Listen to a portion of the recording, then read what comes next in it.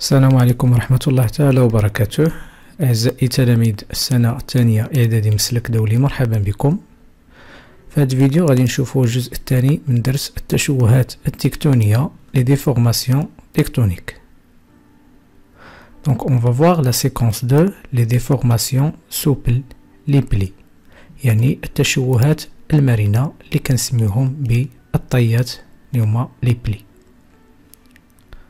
Sous l'action des contraintes tectoniques، يعني تحت تأثير الضغوطات أو القوى التكتونية، certaines structures de la croûte terrestre se déforment sous forme de plissement.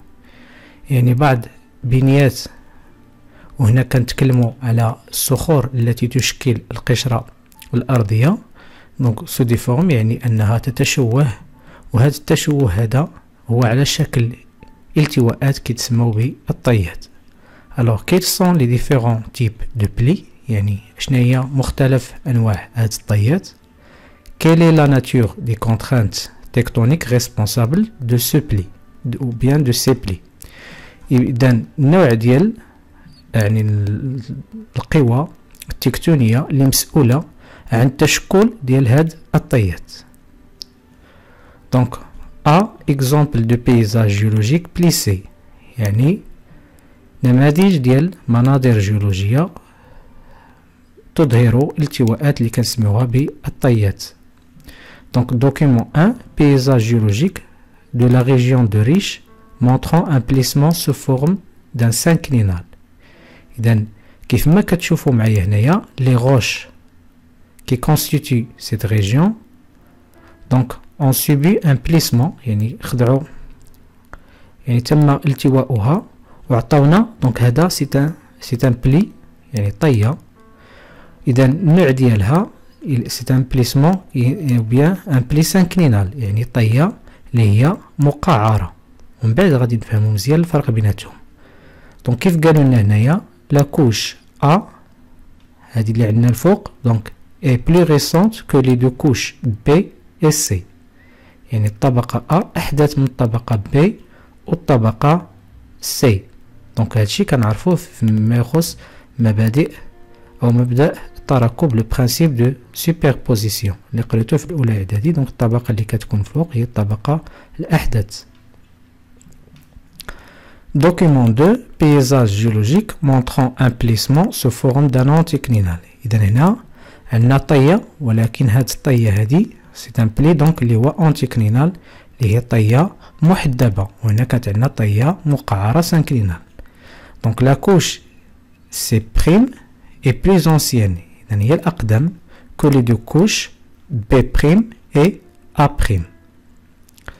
دونك سو لاكسيون دي كونترانت تكتونيك لي كوش دو روش سوبل، يعني طبقات ديال الصخور اللي كتكون يعني مرنه سو ديفورم سو فورم دو بلي، يعني كتشوه كنحس تعطينا طيات.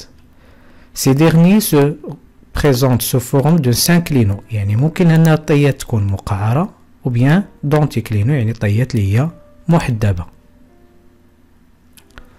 Alors question 1 décrire la différence entre le pli synclinal et anticlinal. Donc الفرق اللي كاين ما بيناتهم بجوج.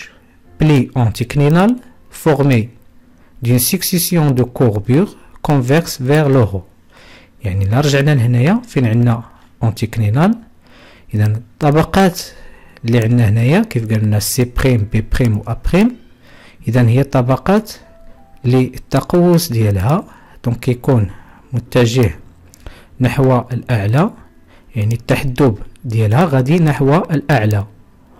او نكملو dans le cœur، يعني القلب le cœur du pli est occupé par les couches géologiques les plus anciennes، يعني القلب ديال هاد الطيه اش كنلقاو فيه الطبقه اللي هي قديمه.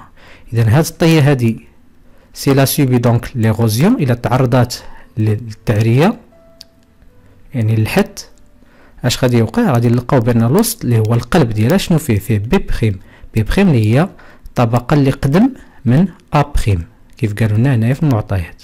يعني القلب ديال هاد الطيه هادي اللي هي انتيكلينال كيتكون من طبقات اللي كتكون يعني قديمة.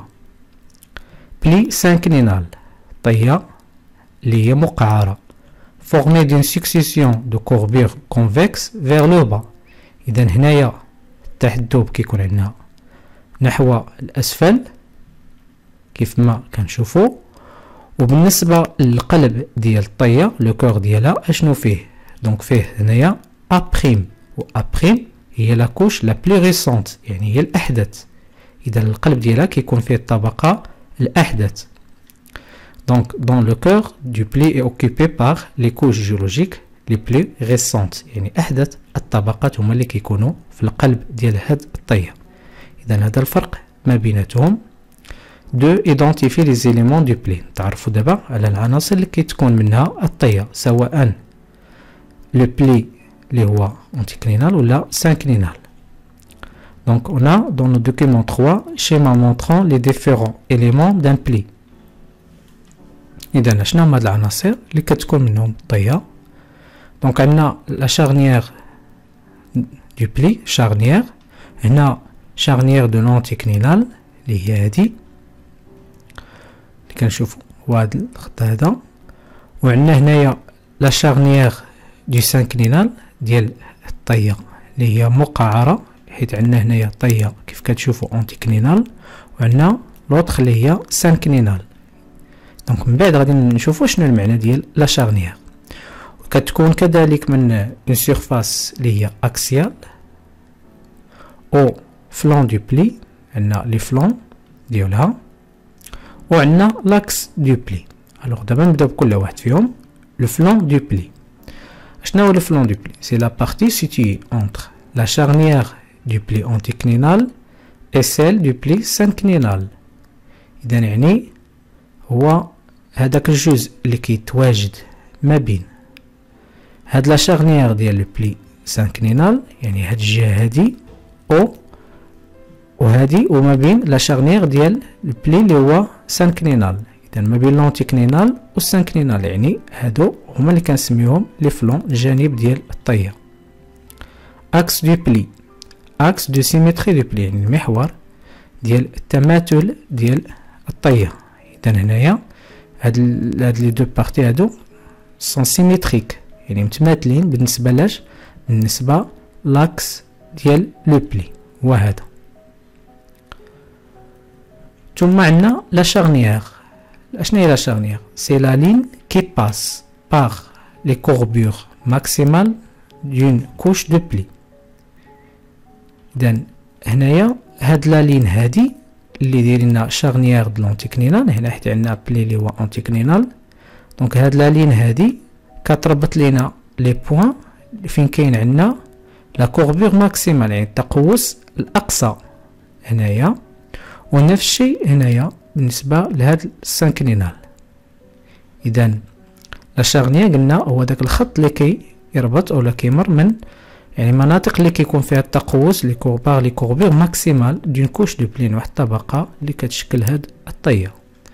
لا سيرفاس اكسيال، هاد لا سيرفاس اكسيال هي هادي كلها، هي هادي شنو هو؟ سيت اون سيرفاس ايماجينير، يعني واحد المساحه خياليه غوليون لي شارنيير دي ديفيرونت كوش دان بلي، يعني كتربط ما بيناش ما بين لي ديفيرون شارنيير. دونك كل كوش عندها لا شارنيير ديالها. دونك هذا لا شارنيير ديال هادي، ها لا شارنيير الاخرى، وها لا شارنيير ديال هادي. اذا هي كتربط ما بين هادوك لي ديفيرون شارنيير لي دو شاك كوش كي كونستيتي سو بلي، يعني اللي كيشكل هاد الطيه.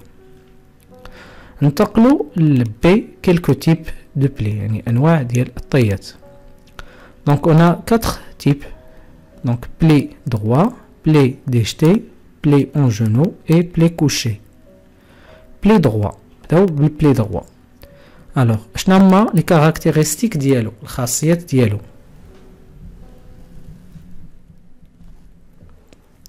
دونك عندنا سيرفاس اكسيال اللي هي هادي لا سيرفاس ايماجينير اللي قلنا كيف دايره فيرتيكال كيف ما كتشوفوا فهي عموديه، ولي دو فلون دو بلي سون سيميتريك، هاد لو فلون وهاد لو فلون كيف دايرين متماثلين بالنسبه لاكس وبالنسبه لهاد لا سيرفاس اكسيال، يعني كاين واحد التماثل، وهادو هما الخاصيات ديال لو بلي دروا.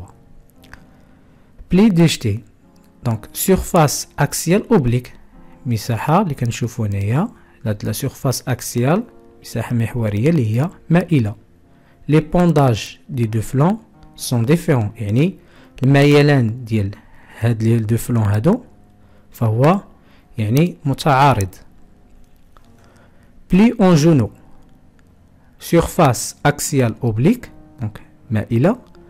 ان دي فلون كيف داير ان دي دو فلون يعني واحد من هذوك الجانبين ديال هاد الطيه كيف داير اوبليك اللي هو هذا، و لوطخ كيف داير فيرتيكال عمودي دونك تيشبه الركبه، داكشي اش كنسميوه اون جونو.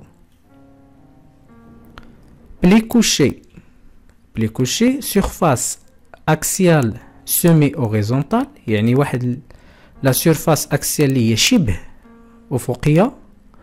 ان دي دو فلون اي نورمال، واحد الفلون هذا نورمال و لوطخ الي انفيرس، يعني الاخر منعكس، يعني غادي في اتجاه بحال دونك تقلبات هذيك الطيه.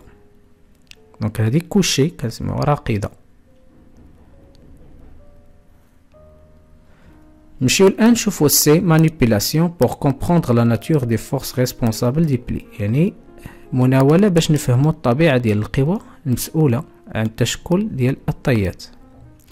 Donc matériel aquarium rectangulaire transparent, une planche et 3 échantillons de pâte d'argile de couleurs différentes. نحتاجو يعني هنا الاكواريوم لا بلانش هي هادي، دونك عندنا 3 كوش دارجيل يعني ديال الطبق 3 ديال الطبقات ديال الطين مختلفة اللون. étape à suivre 1 mettre les 3 pâtes d'argile dans l'aquarium pour former 3 couches colorées superposées، يعني وحدة فوق الأخرى يعني متراكبين. 2 placer verticalement la planche au milieu du bassin. Donc la planche غنحطوها في الوسط الميليو بشكل اللي هو عمودي كيف كتشوفوا يعني ماشي مائل. ثم 3 faire déplacer horizontalement la planche dans l'un des deux sens، يعني غادي ندفعوا هاد اللوحه في احد الاتجاهين، يا تجي ولا تجي. دونك هنايا مثلا ندفعوها دونك فيغ كيف كتشوفوا فيغ لا droite. ثم 4 observer le résultat obtenu. Résultat obtenu شنو؟ Les 3 couches de pâte d'argile se forment de plis du côté droit. إذا في الجهة اليمنى حنا بدينا كنلاحظوا بأنه عندنا لا فورماسيون دو بلي، فورماسيون دونك دي بلي، بليسمون دي كوش. هادوك لي كوش تم الالتواء ديالها واش عطاونا طيات دي بلي فاش في الجهة اللي يعني اليمنى، لا يعني لا بارتي ولا لو كوتي دروا. اما هنايا كيف ما كتشوفوا فعندنا التشكل ديالاش ديال لي فاي، دونك دي فاي اللي هو نورمو فوارق اللي هي عاديه. اذا هنايا فاش كنا كندفعوا هاد لا بلانش نوع القوى اللي كاين هنايا دونك هي قوى انضغاطيه، لانه كاين الجر هنايا دونك كنضغطوا على هذوك الطبقات. وطبيعه الحال هنايا في هذا الجانب كاين كذلك الضغط، لانه كيطبقوا هذا الكوتي هذا ديال البلانشي، هذا الجانب ديالها او يعني هذا الجزء من هذا الاكواريوم. اذا كيف ما كتشوفوا هنا النوع ديال القوى دونك بحال اللي كيدفع من هنا وكيدفع من هنا، دونك سون دي فورس لي ما كومبريسيف. اذا هاد الطيات هادو كيتشكلوا تحت التأثير ديال القوى اللي كتكون ضغطيه اللي هما لي فورس تكتونيك كومبريسيف. Donc, déduire la nature des contraintes responsables de la formation des plis. Les plis résultent des forces tectoniques compressives. وإلى هنا ينتهي هذا الفيديو. أشكركم على انتباهكم وإلى فيديوهات أخرى إن شاء الله. ينصح الخبراء اليابانيين باتخاذ الإجراءات التالية: سبسكرايب، لايك، كومنت، فيفورت.